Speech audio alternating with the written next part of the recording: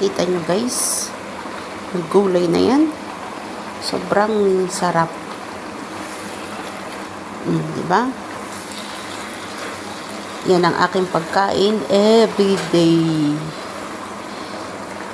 So yummy guys.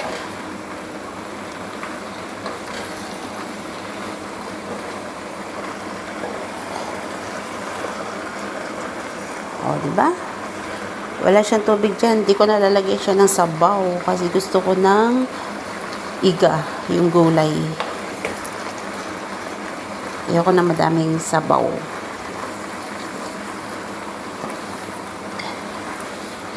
So, yan guys. Sarap. Oh, look.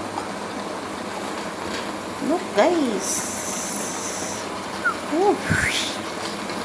Cheers. May kasama siyang chicken. Diba? Yummy, guys.